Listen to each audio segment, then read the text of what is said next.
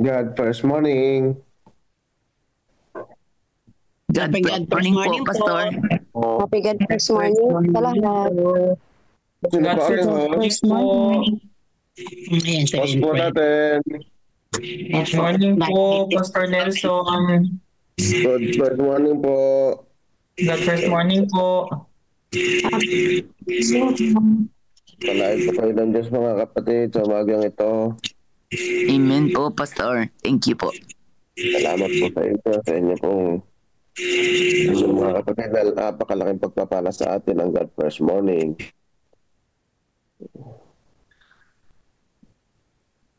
Okay. Host, sino ang host natin? Sister Jennifer Racadio. Ang host Sister po. Jennifer Racadio. Host. Sister Jen, are you okay? Yes, Pastor. Pray na po tayo. Sige, pray ka. Akan muna tayo. Video. Sige, pray ka muna bago tayo mag-video. Wala pa pong video. Naka-video na po ako.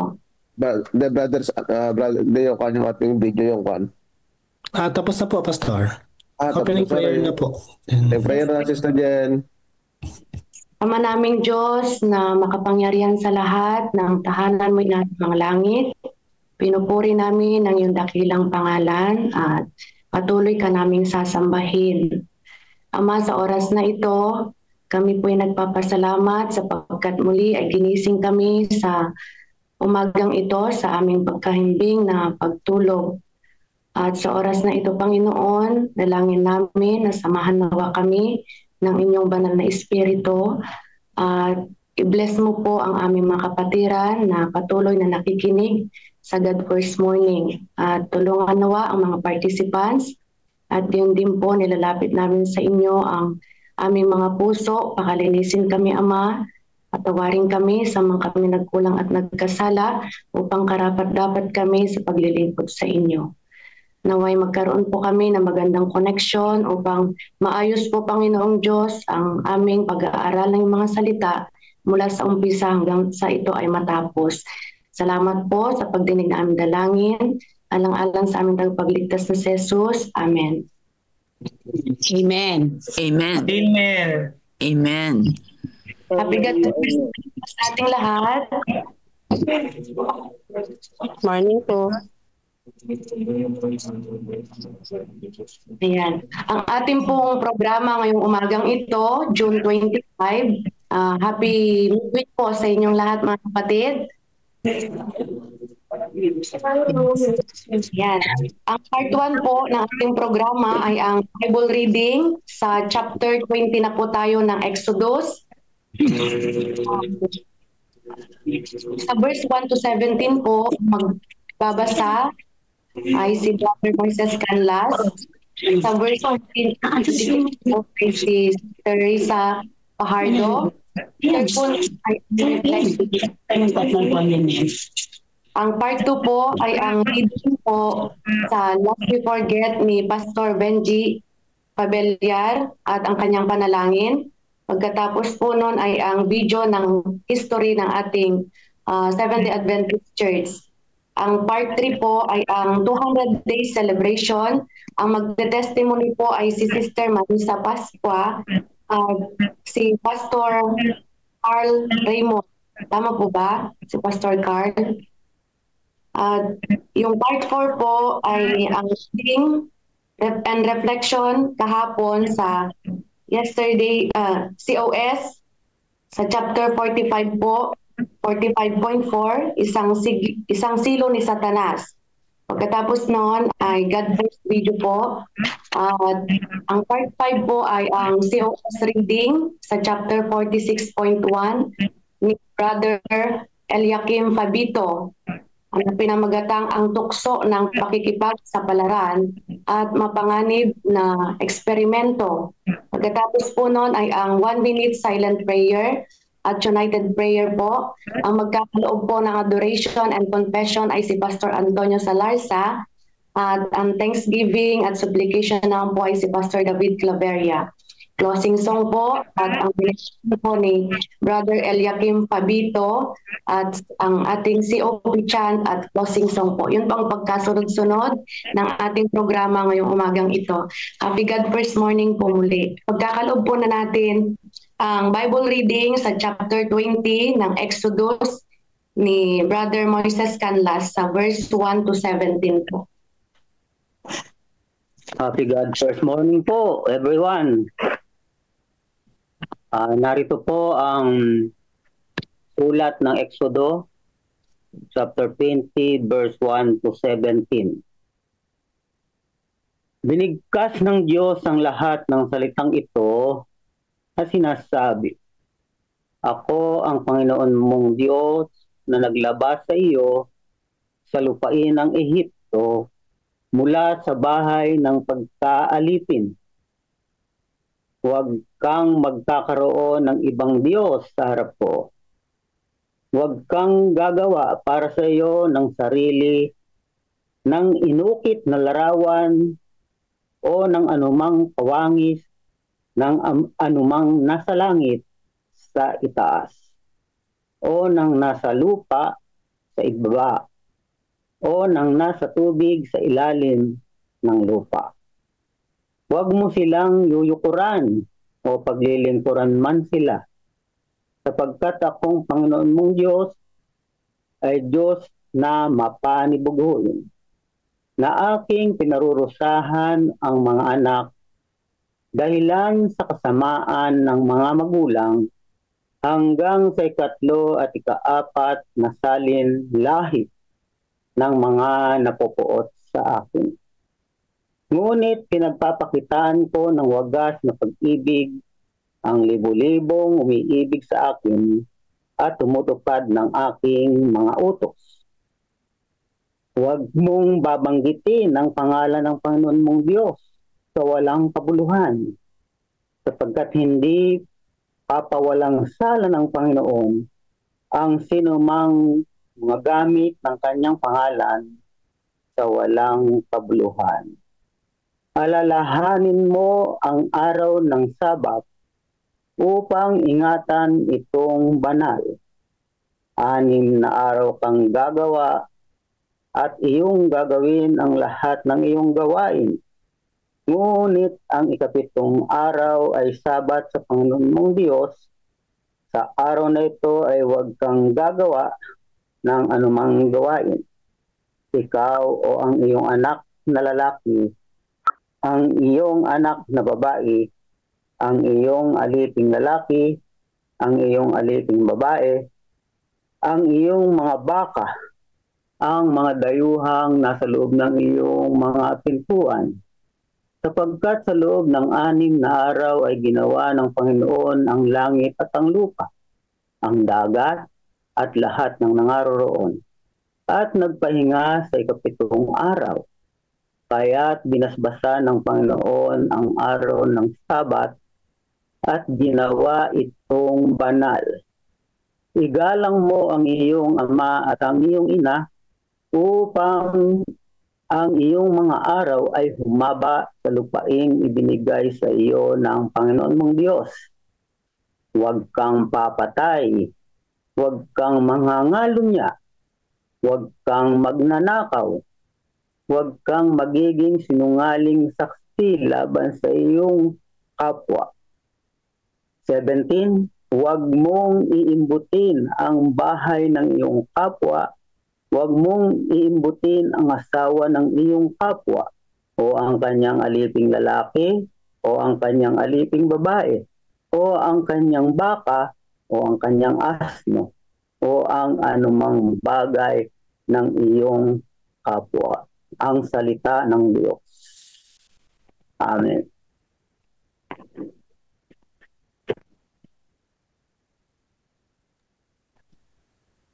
Amen. Si Ma'am Risa po.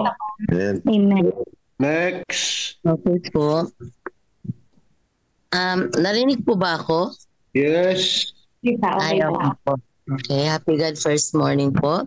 First Sa morning Sa Exodus 20 verses 18 to 26, ganito po ang pagkakasabi. at nakikita ng buong bayan ang mga kulog at ang mga kidlat at ang tunog ng pakakak at ang bundok na umuusok. At nang makita ng bayan ay nanginginig sila at tumayo sa malayo. At sinabi nila kay Moses, "Magsalita ka sa amin at aming didinggin. Datapwat, huwag magsalita ang Diyos sa amin. Baka kami ay mamatay." At sinabi ni Moses sa bayan, "Huwag kayong matakot sapagkat ang Diyos ay naparito upang subukin kayo at upang ang takot sa Kanya ay sumainyo, upang huwag kayong magkasala." At ang bayan ay tumayo sa malayo at si Moises ay lumapit sa salimuot na kadiliman na kinaroroonan ng Diyos. At sinabi ng Panginoon kay Moises, "Ganito mo sasabihin sa mga anak ni Israel, kayo ang nakakita na ako'y nakipag-usap sa inyo mula sa langit. Huwag kayong gagawa ng ibang mga Diyos na iaagapay sa akin, ng mga Diyos na pilak o ng mga Diyos na ginto. Huwag kayong gagawa para sa inyo. Isang dambanang lupa ang inyong gagawin sa akin at inyong ihahain doon ang inyong mga handog na susunugin at ang inyong mga handog tungkol sa kapayapaan, ang inyong mga tupa, at ang inyong mga baka sa lahat ng dakong aking ipaaalala ang aking pangalan, ay paparoonan kita at pagpapalain kita. At kung igagawa mo ako ng isang dambanang bato, ay huwag mong itatayong may tapyas, sapagkat kung iyong gamitin ang iyong patalim doon, ay iyong nilapastangan yaon. Ni huwag kang sasampa sa aking dambana sa pamamagitan ng mga baitang, upang ang inyong kahubaran ay huwag malitaw sa ibabaw niyaon." Dito po, nakalahad ang mga tiyak o specific na nais ng Diyos na ganapin ng tao. Natakot sila noon sa pagsasalita ng Diyos sa kanila. Sa verse 20, sinasabi ni Moses na huwag silang matakot sa Diyos, kundi katakutan nilang sila'y magkasala. Sa verses 24 to 26 naman ay tiniyak ang paraan ng paghahandog sa dambanang yari sa lupa o sa bato. Binanggit din na hindi sila dapat masilipan sa paghakbang pag-akyat. Ganon din dapat kaingat ang mga mananamba ngayon. Sa pag-akyat sa pulpito, marapat ang mahusay na pananamit na hindi lumalabas ang kahubaran. God first morning po sa lahat. Thank you po, Ma'am Risa. Si Brother Moises po sa reflection po. Okay. Ulit, mga kapatid. Ang reflection ko po dito sa sulat na ito sa Exodus 20 verse 1 to 17. Ito po yung napakahalagang binigay ng Diyos na 10 utos kay Moises. Dalawang bagay po ang aking napansin dito. Una po yung pagpapakilala o yung intro ng Diyos, kung sino siya, no? Nang sabi po roon, "Ako ang Panginoon mong Diyos na naglabas sa iyo sa lupain ng Ehipto mula sa bahay ng pagkaalipin." So mga minamahal mga kapatid, parang sinabi ng Panginoon, "O mga Israel, hindi nyo ba ako kilala? Ako lang yung naglabas sa inyo doon sa lupain ng Ehipto sa pagkaalipin. Hindi nyo na ba naaalala nung ginawa kong dugo ang lahat ng bukal ng tubig nang nangamatay ang mga isda at mga hayop sa mga ilog? Hindi nyo na ba natatandaan na nagpaulan ako ng granizo doon sa Ehipto? Yung mga salot na palaka yung kadilimang pusikit. Hindi niyo natatandaan na yon? Yung mga langaw, yung mga kuto, oh, yung pagkapatay ng mga baka, pagkapeste. Hindi niyo na natatandaan. At yung kung kaya lang kayo pinayagan ni Paraon ng hari ng Ehipto ay dahil namatay ang mga pamanay ng mga Ehipsyo. At sa inyo'y wala akong inilagay na salot, kundi sa mga Egyptian lamang. Di ba natatandaan yun? Ako yung Panginoon, na siyang mahabagin sa inyo, siyang nagtitiyaga sa inyo, no?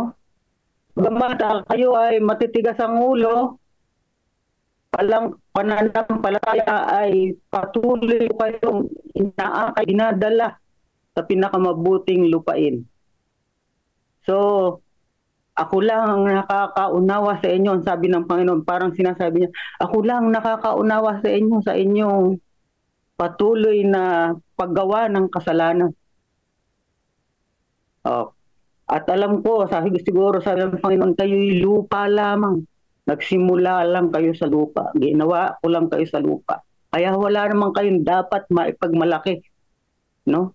Yun ang ibig sabihin ng Diyos. Pinakilala niya yung sarili niya. Ako yung Diyos, ha?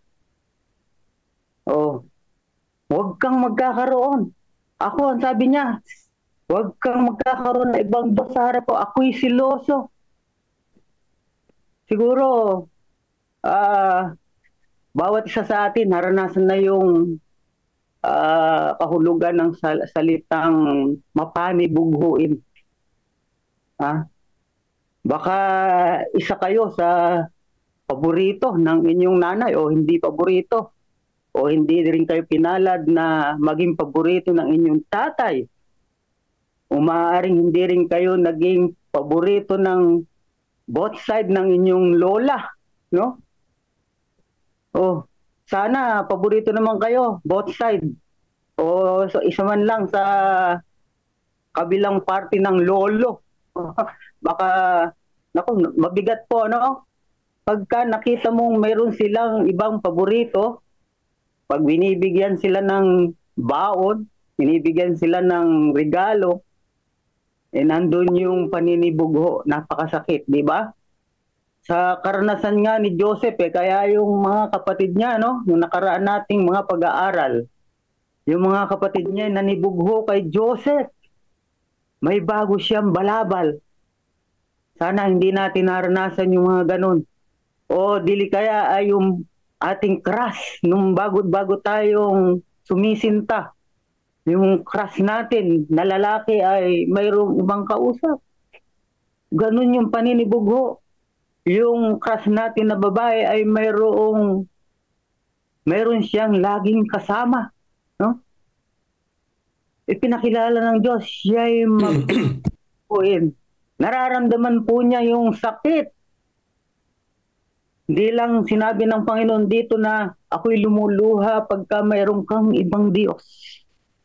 Ako'y lumuluha ng kayong mga Israel nang nasa Ehipto ay inaalala nyo sana nung nasa bingit na kayo ng kamatayan, kaharap nyo'y dagat na pula, magkabilay bundok at sa likod ay naroon yung mga karo, mga mangangabayo ni Paraon na sinabi nyo, wala bang libingan doon sa Ehipto at dito kami mga mamatay?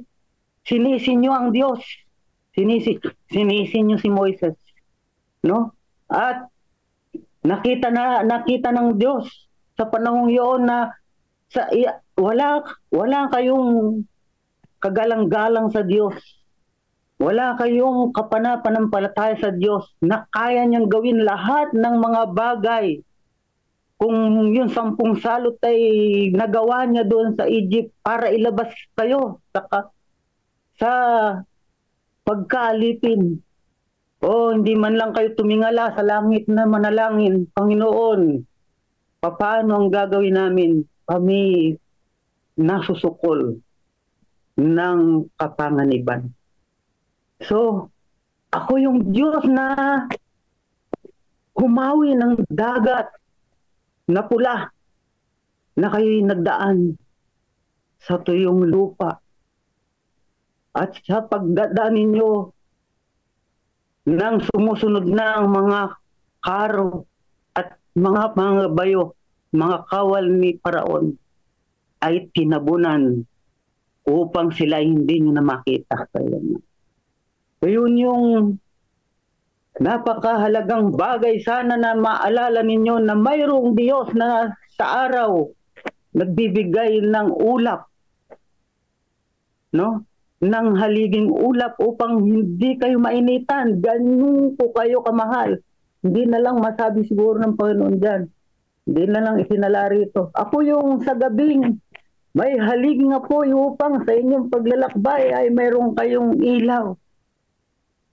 Yun yung gustong sabihin ng Panginoon dyan sa introduction at hanggang doon sa kanyang utos hanggang ika-4.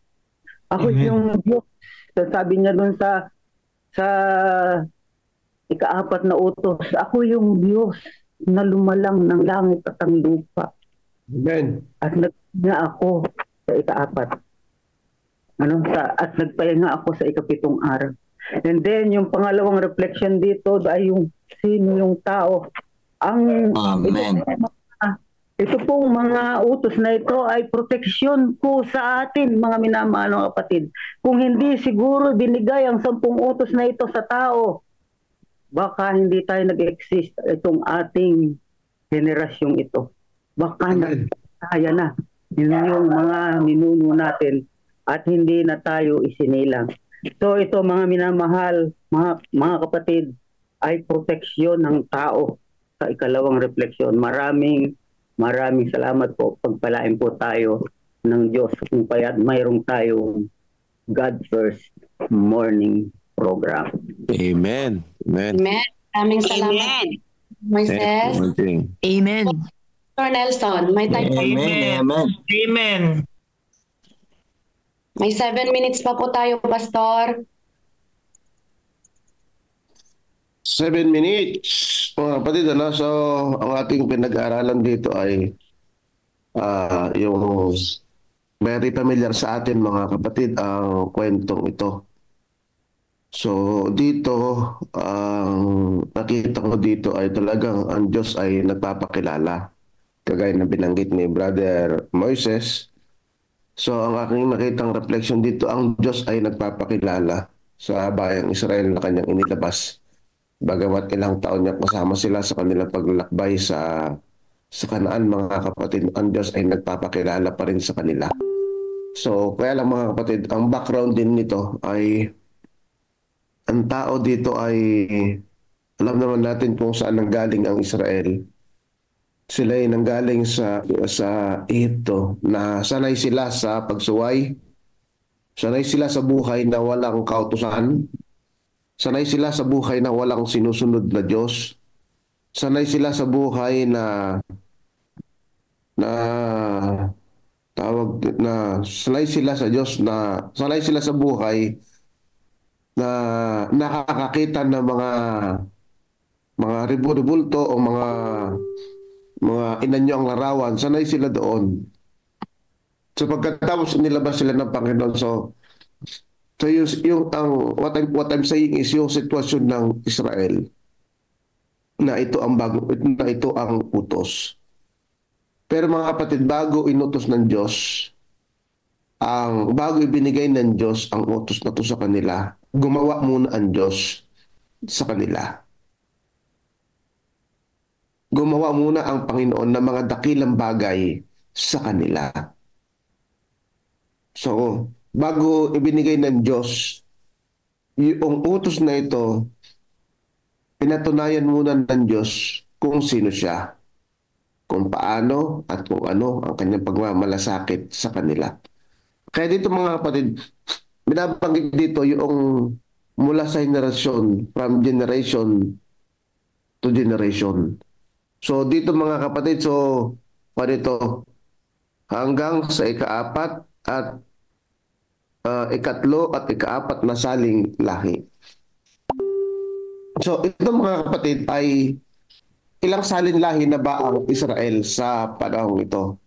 Mula kay Abraham, mula kay Jacob, mula kay Abraham, mula kay Isaac, kay Jacob, yung 12 anak ni Jacob. So ilang saling lahi na ba mga kapatid yung naglalakbay na ito ng Israel? Pero mga kapatid, yung in-emphasize din dito ng ating Panginoon, ang pagsunod ay pagpapalain hanggang sa ikatlo at ikaapat na saling lahi. Kumbaga dito mga kapatid, pinapatanaw ng Diyos ang bayang Israel kung saan sila nagmula. Kung sino yung Diyos ni Abraham, kung sino yung Diyos ni Jacob, kung sino yung Diyos ni Isaac. So, at yung ngayon ay Diyos ngayon ng Israel. So dito mga kapatid, talagang ipinakilala muna ng Diyos yung kanyang sarili sa kanila. So yun lang aking reflection dito mga kapatid. Thank you po, Pastor. Sino pa po mga kapatid? Meron pa po tayong 3 minuto.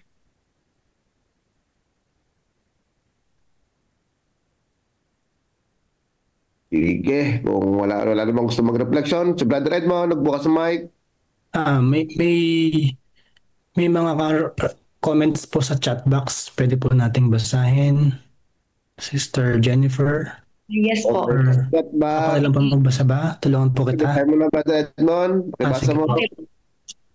Mula po kay Pastor Jerry sa ating pong headquarters. Ang sabi po niya, Reflections from the Bible Reading, Exodus 20. May binigay po siyang 3 principles po na napaka-importanteng makuha po natin dito po sa ating pong binasang Exodus 20. Principle number 1, God is not only a deliverer but a lawgiver. No? So God's plan for Israel from the start was very clear, to set them free, to serve, and to worship God. No? So yun yung principle number 1. Principle number 2, freedom from sin by God's grace and love empowers us to obey, not to disobey God's law. No? So that's principle number 2. Then principle number 3, obedience is an expression of the relationship with God. So the right relationship with God empowers the right relationship with man. So itong 10 Commandments po ay papakita ng karakter ng Panginoon, at ito ay kumbaga para tayong nananalamin na ito po ang ating po magiging makapagsasabi ng atin pong mga susundan po kung tayo po ay makakasunod or sumusunod sa ating pong Panginoon. Salamat Pastor Jerry sa 3 principle na inyo pong ibinahagi. Number 1, God is not only a deliverer but a lawgiver. Freedom from sin by God's grace and love empowers us to obey, not to disobey God's law. And number 3, obedience is an expression of the relationship with God. Amen.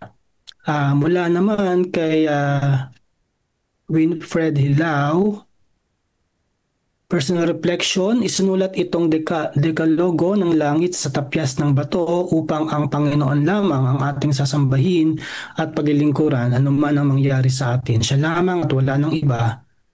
Itong dekalogo ng langit ay sinulat din upang pananggalang natin sa tukso laban sa kaaway.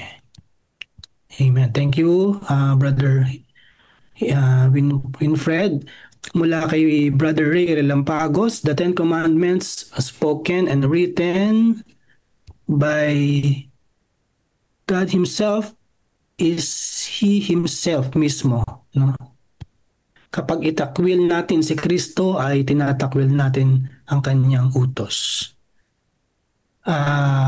Kay Pastor Nelven, tayong mga tao nakalimot sa Diyos pero ang Diyos di tayo nililimot. Ang kapakanan ng tao ang iniisip niya na proteksyonan kahit na matigas ang ulo at makasalanan. Amen. So yan po ang mga ilan sa ating pong mga nasa chat box, sa ating pong Facebook ay wala naman pong nagbahagi pa sa Facebook, CLPM and Adventist Mission, wala. Okay po, back to you po, Sister Jennifer. Salamat po. Yes po, thank you po. Ngayon po ay dadako na po tayo sa reading po sa Lest We Forget ni Pastor Benji Fabellar po. Dito ba si Pastor Benji? Pastor Benji.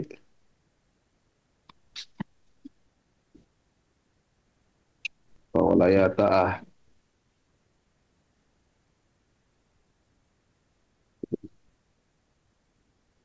Pastor Benj. Ako po. Okay. Sige, pwede po, Brother Melvin. Pwede po. Sige po. Ay, Okay. pakos pala ako. Hindi pala ako makapag-share.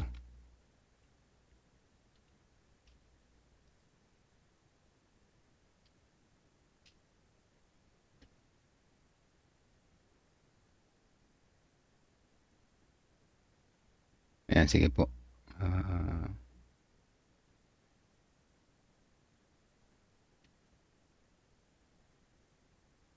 Nakita niyo po ba? Wala pa po. Wala pa. Aba, Wala pa. sharing is not turned on. Pastor ba? Hindi ako makapag-share. Sige, Anyway, gawin kitang ko. sige po. Ayaw eh. Wala, hindi rin The ako host host. isn't allowing sharing for this meeting. Naka-turn off. Di bale, basahin ko na lang. Para po tuloy-tuloy Wala. tayo. So, June 25, ang title ay Paghahanap ng Wastong Edukasyon. Ayan, part 1. Sabi dito sa Apocalypse chapter 22 verse 20, Oo, ako'y malapit nang dumating. Amen. Pumarito ka, Panginoong Jesus. So, sabi dito ay para sa mga Adventista ang nabubuhay sa ika-21 siglo, maaring tila ang edukasyong Kristiyano ay naging sentro o sentral sa kanilang iglesia mula pa sa pagkakabuo nito. Gayunpaman, iyon ay malayo sa katotohanan. Ang formal na edukasyon sa katunayan ang huling pag-unlad sa loob ng denominasyon. So, ang pagtatatag ng isang puspusang programa sa paghalathala noong 1849, isang sentralisadong organisasyon ng iglesia noong 1863, at isang programa sa pangalagang pangkalusugan noong 1866 ay mga nauna rito. Nakabaligtaran naman, tinatag ng Adventista ng iglesia ang unang paaralan nitong 1872. So dito nag-umpisa yung unang Adventist school noong 1872. 28 years pagkatapos ng pagkabigo ng Millerite. So 28 years na nakalipas nung Great Disappointment po. Nagkaroon ng bagong unang eskwela at hindi nagkaroon ng malawakang sistema ng elementarya hanggang halos taong 1900, diba? Kita niyo po. Kasi nag-uumpisa pa lang So, bagamat ang mga matagal na pagsulong na edukasyong Adventista ay maaaring maging isang sorpresa para sa mga kasalukuyang Adventista, ito ay naguugat sa mismong lohika ng kanilang mga espiritual na ninuno na higit sa ano pa mang bagay ay naniniwala sa nalalapit na pagbabalik ni Jesus. So, tuloy natin. Ang mga relihiyong grupo na nakatuon sa nalalapit na katapusan ng mundo ay karaniwang hindi nakahadama ng pangailangang maturuan ang kanilang mga anak na higit pa sa mahalagang konsepto ng kanilang paniniwalang pangrelihiyon at sa mga kasanayang kailangan upang magkaroon ng pagkakakitaan sa maikling panahon. Yan ay totoo sa sinaunang iglesyang Kristiyano at gayon din ang pangyayari sa unang bahagi ng Seventh-day Adventism. Sang-ayon sa kanilang lohika, bakit kailangan mong pag-aralin ang mga bata sa paaralan kung ang mundo ay malapit na magwakas at hindi na nila magagamit ang kanilang pinag-aralan? So ito yung paniniwala ng mga unang Adventismo. Bakit nga naman pag-aaralin mo pa? Sayang lang yung oras sa pag-aaral. Samantalang magwawakas na ang Panginoon, darating na ang Panginoon, magwawakas na ang mundo. Sasayang lang kanilang oras. Mag-focus na lamang sa pag-share pag-share sa ibang tao. Parang ganyan yung kanilang sinasabi. Tuloy natin. Maaaring bigyang interpretasyon ng ilan ang pagbibigay ng formal na edukasyon sa mga anak bilang isang kakulangan ng pananampalataya sa pagiging malapit na pagparito. O kita niyo po, no? Ang interpretasyon ng iba ay kulang sa pananampalataya kasi parang hindi mo pa tanggap na darating na Panginoon kasi pag-aaralin pa yung mga anak mo, no? Sabing gano'n, no? So, ang ganitong mga saloobin ay laganap sa mga Seventh-day Adventist. Grabe. So, kahit sa panahon naman natin, ano, maraming mga kulang sa pananampalataya. Halimbawa, na bakit ako parang ayaw bawasan yung kanilang mga increase, ayan, dahil walang tiwala sa Diyos kasi baka daw maubusan. So, ganun din yung mga unang Adventista. Pag-aaralin pa, sabi nila, no, pero darating na ang Panginoon. Pero tingnan natin sa mga susunod. Noong 1862, isang miyembro ng iglesia ang sumulat kay James White at nagtanong kung tama at kasang-ayon ba sa ating buong pusong naniniwala sa agarang pagparito ng Panginoon ang hangaring bigyan ng edukasyon ng ating mga anak. May tanong dito, no? At kung gayon, dapat ba natin silang pag-aralin sa paaralan ng distrito kung saan natututo sila ng dobleng dami ng kasamaan kaysa kabutihan? Grabe, no? So, saan ba natin pag-aaralin daw? Sa labas o sa loob? Ano po? Mas maganda na lang sa loob, ano?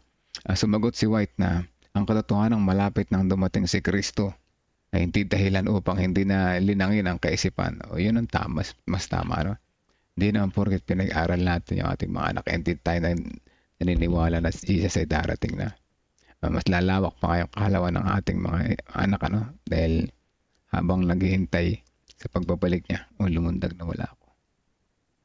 Dali Yan. Ang isang disiplinado at matalinong pag-iisip ay mas mahusay na tatanggapin at pahalagahan ang mga dakilang katotohanan ng ikalawang pagdating. In the first place, hindi naman nga ang pagdating ng Panginoon ay wala nakakaalam, ano? Kaya, nga't naniniwala tayo ng kanyang pagdating ay napakalapit na very soon, ano?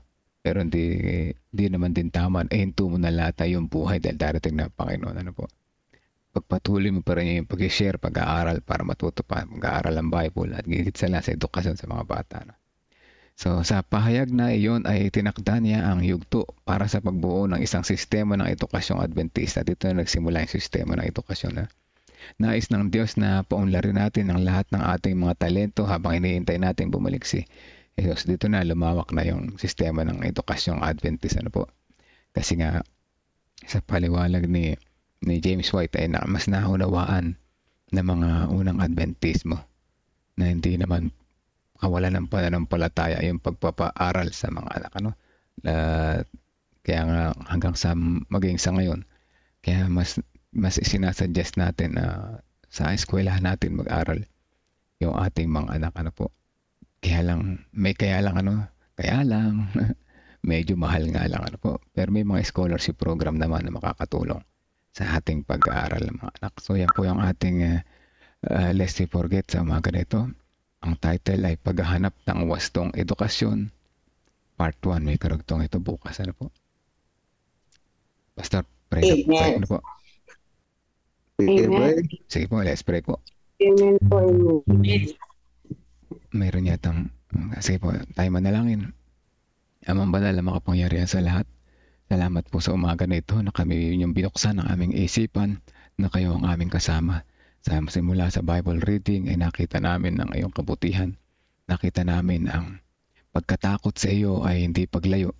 Ngunit ito imbitasyon para ikaw ay sambahin, purihin, at pasalamatan sa lahat ng oras. Gayon din naman sa lesson ng Lest We Forget na kung saan kami ay naniniwala naman din na kayo ay paparating na, ngunit hindi kami dapat magpaliban sa aming pagkatuto ng iba pa at mas pagkatatag ng aming kaalaman na para sa aming pag-share sa iba ay mas marami kaming ma-share na mas mga katotohanan sa aming kapwa. Sa pagpapatuloy ng aming programa o dakilang Diyos, ang aming panalangin ay ang Holy Spirit patuloy ang manguna sa amin, gayon din sa mga gaganap sa mga iba pang mga parts at gayon din sa aming mga nakikinig, nawa hindi lamang ito namin marinig, kundi matutunan namin ito, maisabuhay at higit sa lahat maibahagi sa iba.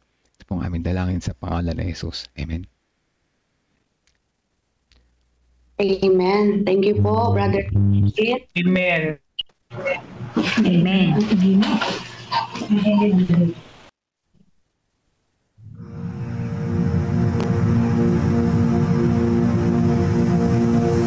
After Jesus returned to heaven, his disciples remained with the awesome task of taking the gospel to the whole world. Filled with the Holy Spirit, these men and women proclaimed the message they had received with boldness and power, reaching out to all corners of the then known world. But it was not without great opposition, first from the Jews, then from the Roman state. Many Christians were faithful to the point of death, suffering torture and humiliation from cheering onlookers at the Circus Maximus and Colosseum in Rome and throughout the empire. However, the blood of the martyrs only paved the way for the further spread of the gospel. After years of persecution by the Roman emperors, one of them, Constantine, professed conversion to Christianity in 312 AD. Now Christianity became popular, but it resulted in many pagan practices and symbols entering the church, particularly in Rome. The Bishop of Rome assumed more and more power and authority and began to oppose and oppress all who recognized Jesus alone as the head of the church and who accepted the Bible alone as the supreme authority. To escape this increasing persecution, God's true people withdrew to the wilderness areas of Europe. In northern Italy, the Waldenses took refuge in the mountains. While many were slain, the light continued to shine in the darkness.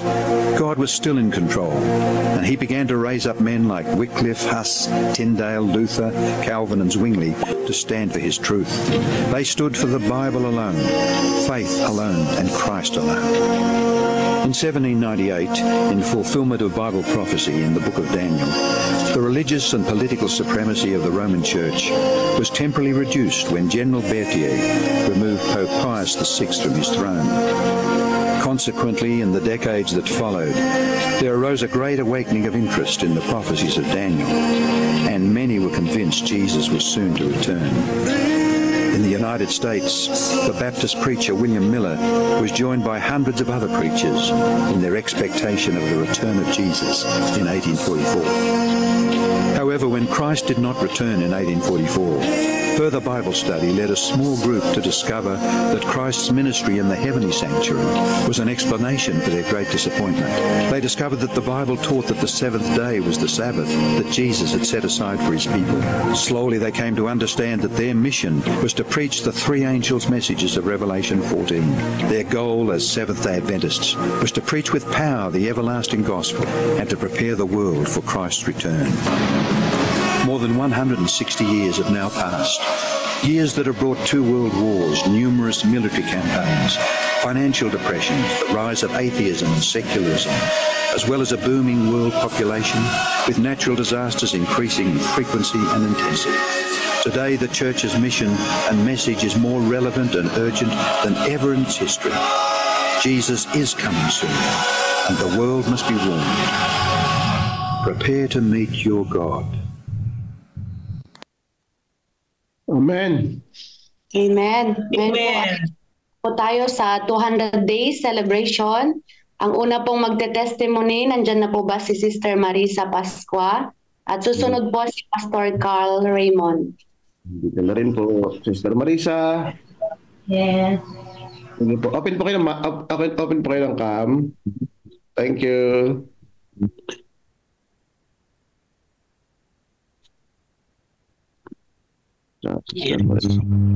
Happy God first morning po sa lahat. God bless po. Naririnig po ako? Yes po. Yes po. Yes, evening po.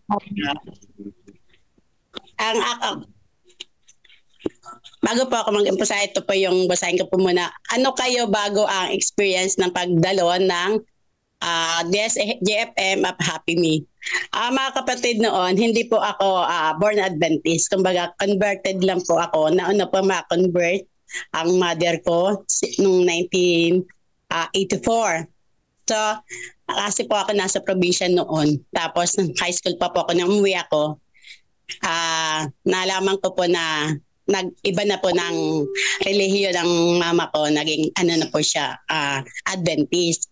So, naisama po ako ng aking nanay sa simbahan at doon po ako nagtapka po ako yung simbahan na napupuntahan po namin.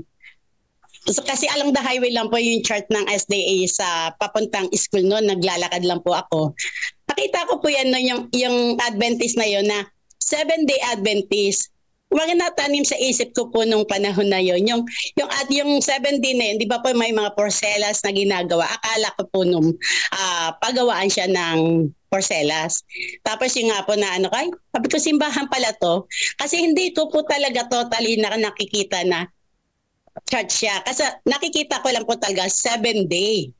So hindi pinapakita sa akin yun na yung salitang church. Kasi po pag nakita po natin na church, alam natin na simbahan, pero never ko po talaga siya nakita. Sa maghapon po, 4 na beses po akong dumadaan, pero hindi ko po nakikita yung words na church. Kaya nga po nung naging, nung nasama ako ng nanay ko, sabi ko, ay, simbahan pala to ng Adventist. Sabi ko, simbahan pala to, kala ko pabrikan ng Tapos yung nga po, hanggang sa nakadalo ko one, tapos hindi po ako nung na Bible study. Kumbaga, nung nagkaroon ng bautismo, so napabautismo na rin po ako. Tapos yung nga po, tapos hanggang sa nagtrabaho na po ako, kumbaga yung kalakaran na sa pag-share, kumbaga di ba sa Catholic po, kung ano lang po yung maibigay mo, yun lang po yun. Hindi ka, noon, naging Adventist na po ako, nagbibigay po ako ng tithes. Bako magkano lang. Hindi ko inaano kung yun nga na may 10% sa tithes, tapos ganun din po sa offering. Ako po noon na nagtatrabaho po ako, basta kung magkano lang po ang maibigay ko, yun lamang po. Tapos naano kung po halimbawa, hindi po siya proportionate talaga. Yung akin pong offering, magbibigay ako ng 500 sa tithes, tapos magbibigay ako ng 200 sa offering. So, tapos nalaman ko po noon na yung offering. So, marami po siyang departamento na mapupuntahan. So, naisip ko rin po, yung binibigay kong offering, kung hahati-hatiin sa mga departamento, parang walang magagastos. Sabi ko katulad, lalo na po ngayon, di ba, yung mga bilihin ngayon napakamatataas, sabi ko, yung may ibibigay ko na porsyento sa offering, anong mabibili? So kaya nga po noon, tapos ganun po yung mga pangyayari. Hanggang po na, ito na po, na nagdumadalo na po ako sa ating DSC, sa God First Morning. So lalo po yung na itulong. Kaya nga po sabi nga, ano po ang nabuong commitment of promises sa COP? O anong porsyento? So, na inaabot para sa Global Local Mission Fund Share. Sabi nga po, kaya nga po nung nagano po ako dito sa ating God First Morning, napakalaki po talaga ng pagbabago. Alam niyo po sa aming mag-asawa, kasi po yung asawa ko, hindi pa po talaga siya Adventist. Ang asawa ko po, nagbibigay lang po siya sa akin ng kada sahod niya sa linggo. Nagbibigay lang po siya ng 1,000 pesos. Sabi ko yung 1,000 pesos na yun, doon ko po kukunin lahat yung budget namin sa buong isang linggo. Kami na lang po mag-asawang under ito, pero kasama po namin yung mga apo namin. Bali po lahat yung aking 3 anak, may mga asawa na, pero nasa isang kumpang po kami. Ngayon yung 1,000 pesos na yun, binibigay sa akin ng asawa ko. Sabi ko, i-offering ko sa Panginoon. Sabi ko, ngayon, kasi po ang sumasahod po yung aking asawa sa isang araw, 550. So, sa loob ng isang linggo, dito na-total ko yon 3,300.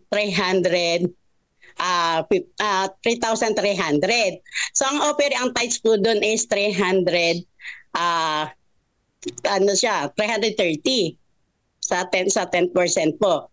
Tapos, yung sa 10% na yung 10% sa offering, so 330. Ginagawa ko po. Tapos ako po, ang nag-aalaga po sa aking apo, na binibigyan din po ako ng manugang ko ng 500 a day. So ang ginagawa ko po, yung 1,000, yun po ang ginagawa kong offering. Tapos yun po yung 500 na nakukuha ko po sa aking manugang, yung po ang ginagawa kong budget po namin sa isang linggo. Alam po, napakabuti po ng Panginoon. Naitanong ko nga po yun sa isang kapatiran, sabi ko, paano po yung katulad niyan, di ba, ang offering, kung magkano ang binibigay lang na katulad sa akin, binibigay sa akin asawa ko is 1,000. Sabi niya, hindi, doon mo lang kukunin yung 10%.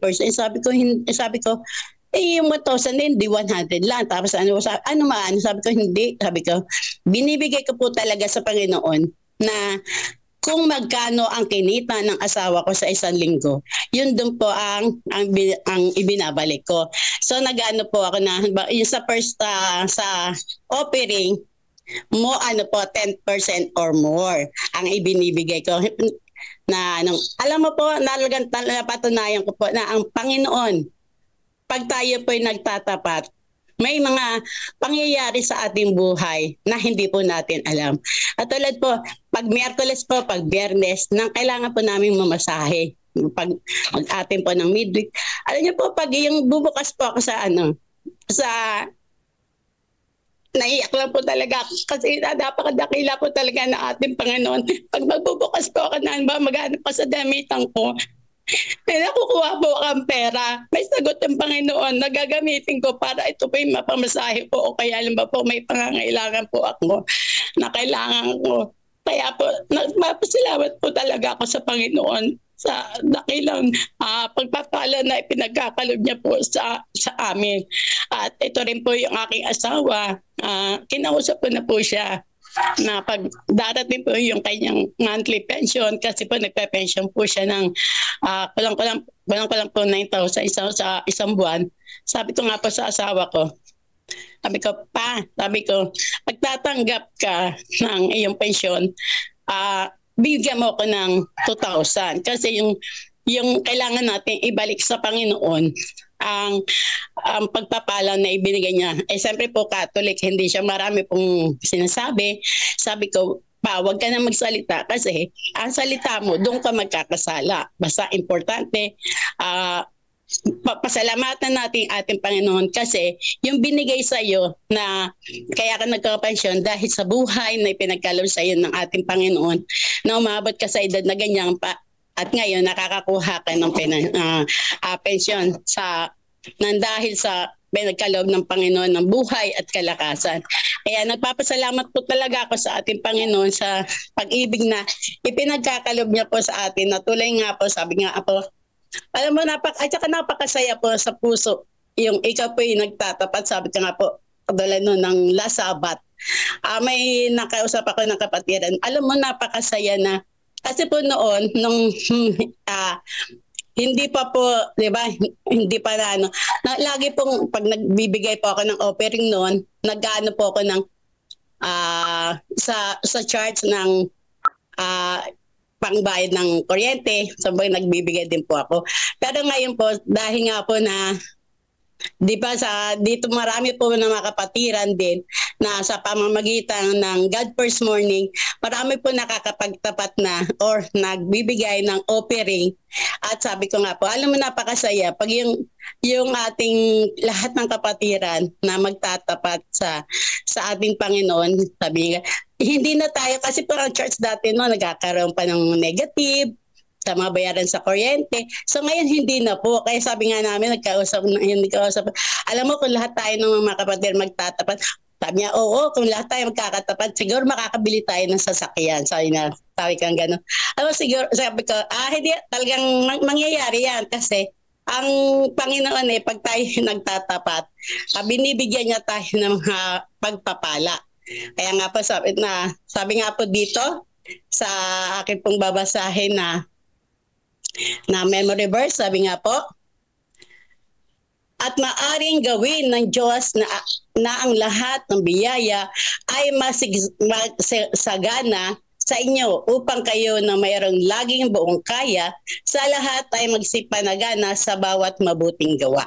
Kaya nga po talaga ang Panginoon, kung tayo magtatapat at lahat na binibigyan na tayo lahat ng mga pagpapala. Kaya maraming pong salamat na ako po nagbaano sa ating God First Morning at Happy Me Dahil po sa programang ito po ay naging kompleto po sa maghapon ang aking buhay. Sa buong maghapon na ito po ay napakasarap po sa buhay natin na sa umaga-umaga ang Panginoon po ang ating kasama. At yung ating, ito lamang po at marami pong salamat.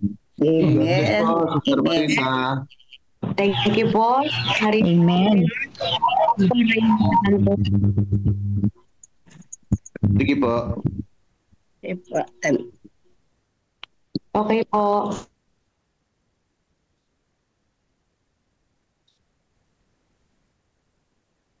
Next po natin si Pastor Raymond Carlego. So, araw-araw po nakakarinig po tayo ng mga testimony mula sa mga kapatid at ganoon din sa mga leader ng atin pong iglesia, mga pastor, kung paano nilang isinasabuhay ang pagtatapat at paano nila tinuturo ang stewardship, mga kapatid. Pastor, God first morning. God first morning po, Pastor Nelson, at sa inyong lahat, mga minamahal ko pong mga kapatid.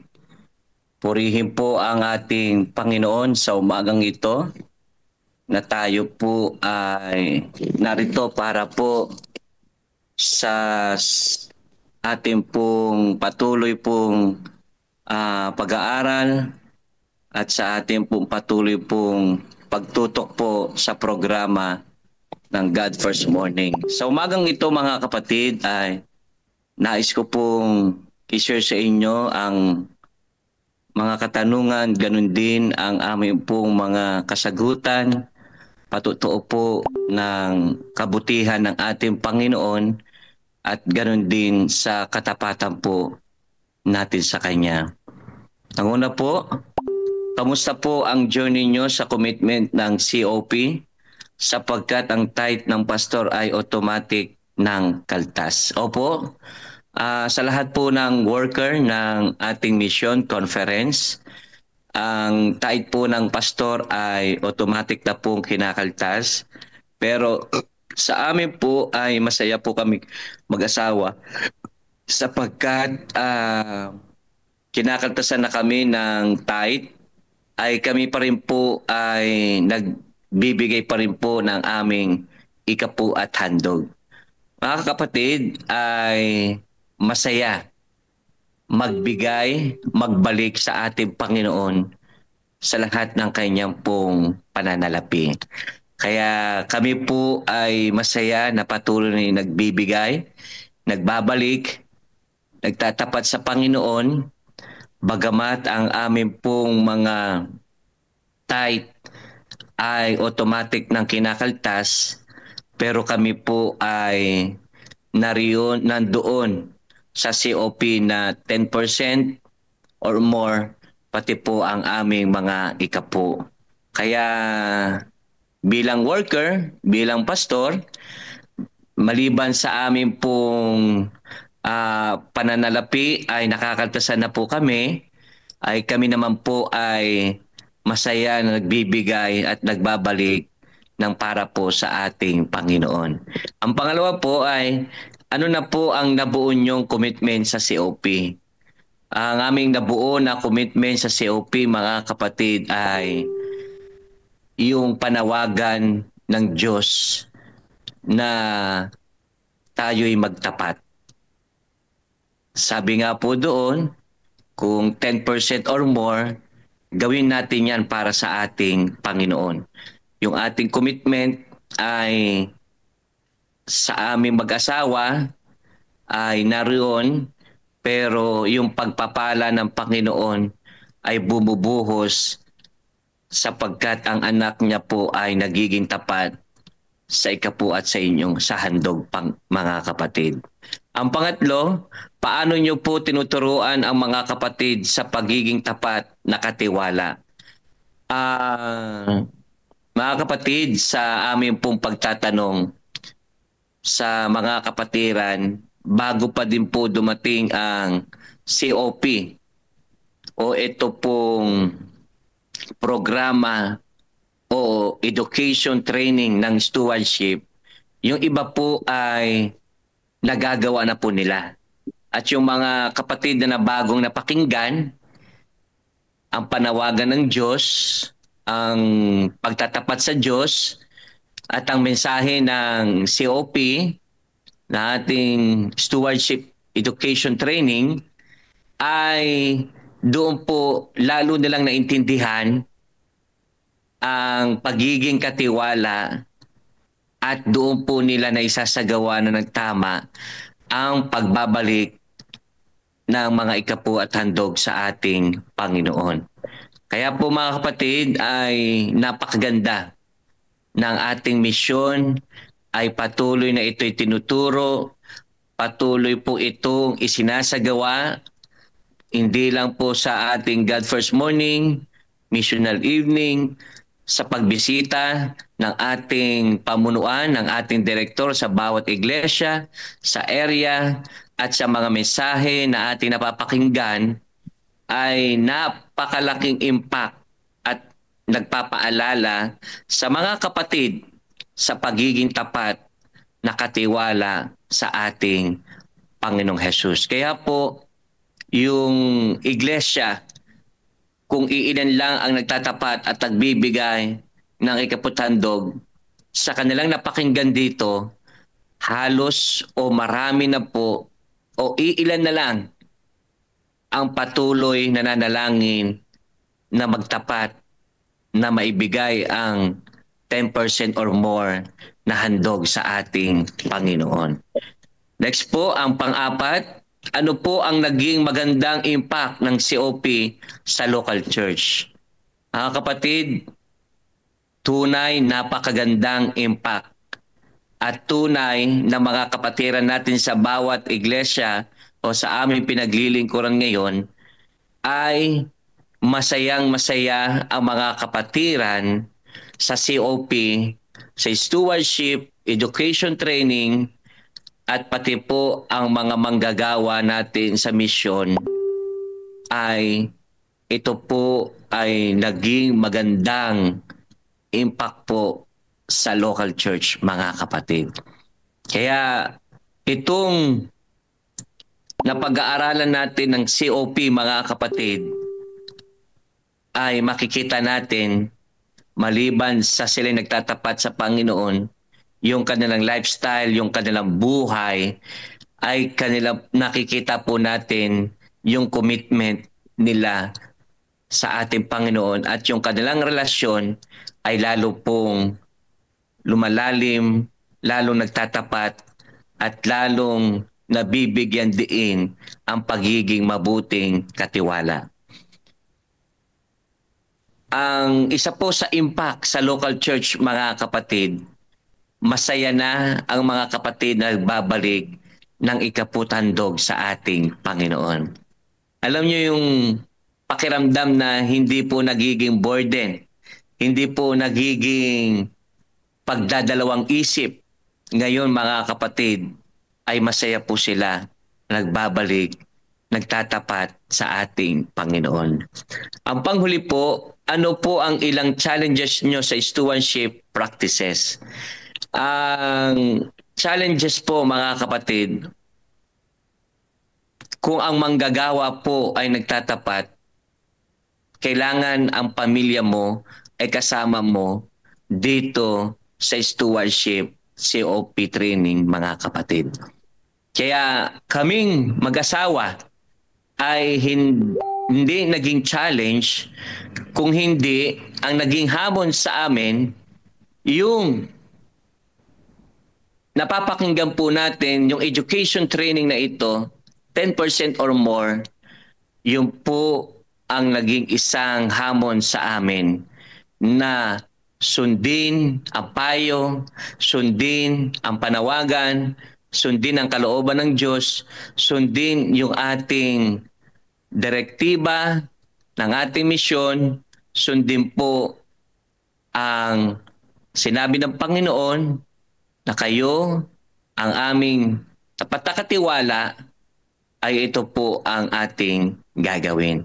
Kaya mga minamahal ko pong mga kapatid, purihin ang ating Panginoon na sa pamamagitan ng ating misyon ay ito po ay patuloy pong na isi-share sa inyo pong mga manggagawa.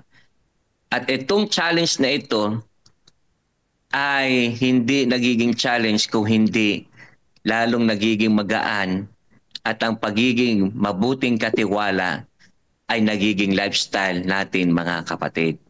Kaya po, atin pong patuloy na pasalamatan ng Panginoon na sa lahat ng ating pong natatanggap, maliit o malaki, na pananalapi, tandaan natin mga kapatid, ang isang hamon ay kailangan po nating i-practice at i-lifestyle araw-araw sa lahat ng natatanggap natin na tayo'y nagiging mabuting katiwala.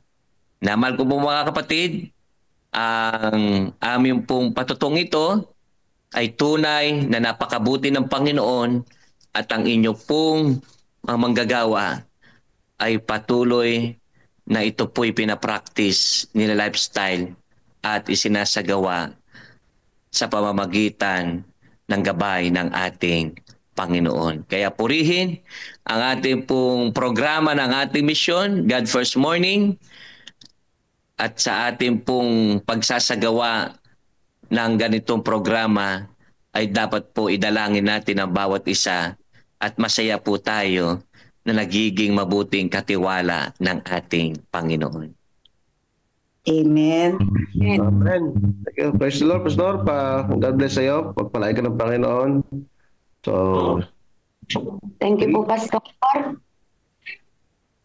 Dadako na po tayo mga kapatid sa reading and reflection kahapon po sa chapter 45.4. Isang silo ni Satanas. Babasahin ko po ba, Pastor? okay, pakibasa po. Okay po. Sabi po dito, mga kapatid, isang silo ni Satanas. Sa maraming pagkakataon, kapag binuksan ng Diyos ang daan upang ang mga kapatid ay magkaroon ng pagkakataong magamit ang kanilang kayamanan sa pagpapasulong ng gawain, si Satanas naman ay naghaharap ng mga panukalang nagtitiyak sa mga kapatid na dodoblihin ang kanilang pakinabang. Kakagat sila sa paing ito. Uy, bakit ka pumunta? Sorry. Ano po? Sa paing ito, ang kanilang salapi ay ipinupuhunan at ang gawain pati na ang kanilang sarili at hindi kailanman nakatatanggap ng kahit isang piso. Mga kapatid, alalahanin ninyo ang gawain at kung kayo ay may kayamanan, maglagak kayo sa inyong sarili ng matibay na saligan laban sa mga panahong darating.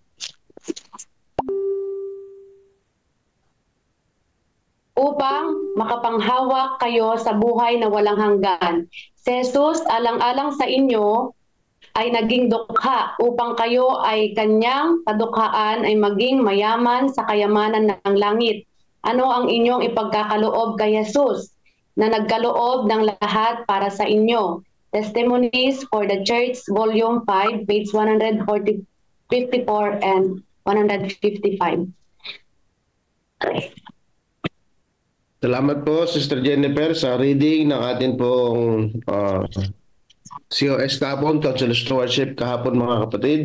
So napakaganda po ng atin pong pinag-aaralan kahapon, binasa mga kapatid.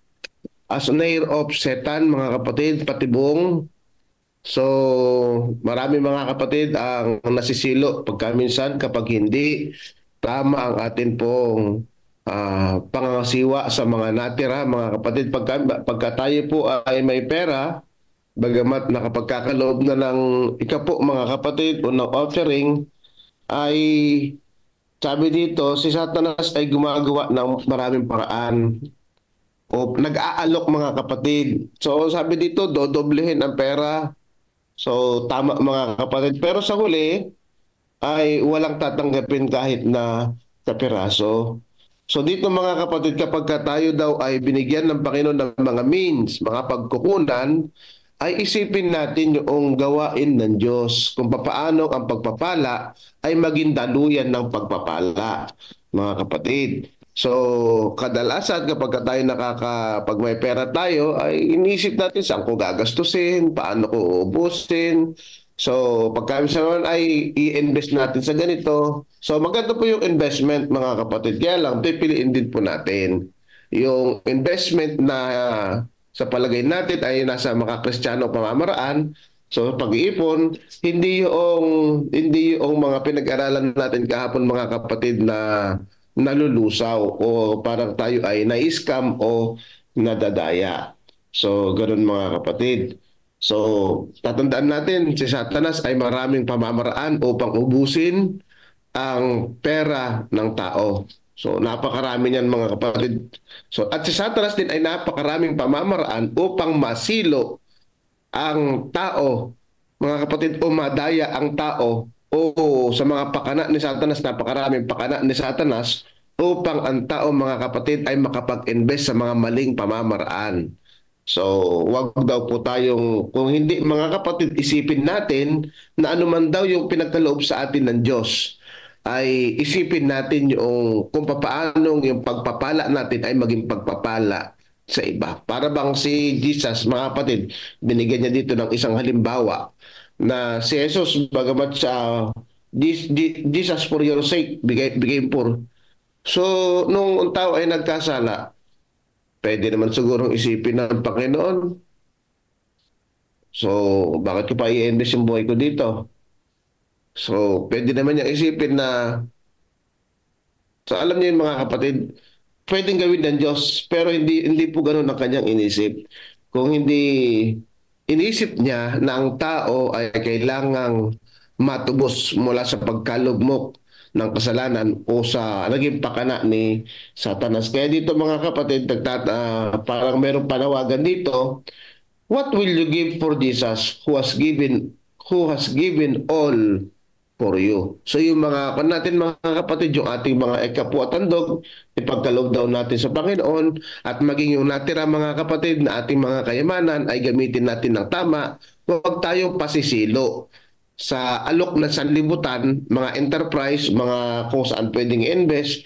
So, pero sa huli naman ay ito naman ay nadadala sa kapahamakan o nalulusaw lamang. So, ganun, mga kapatid. So, marami na tayo mga ganitong kakilala, kaibigan na nangyari. So, kapag ang ating mga investment ay napupunta sa wala, mga kapatid, nadadamay din pati ang ating mga spiritual na kalalagayan.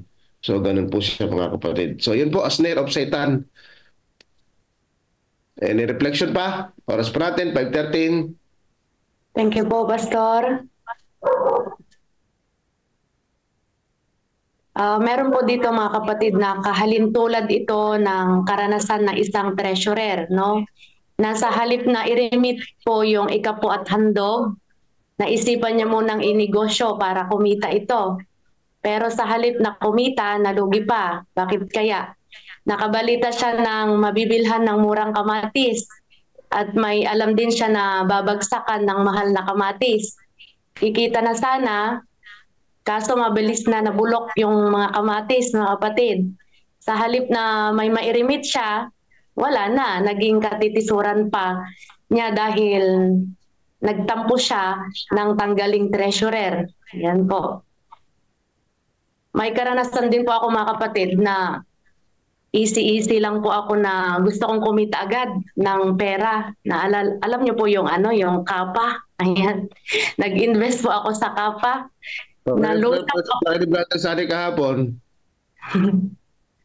Sige. Opo.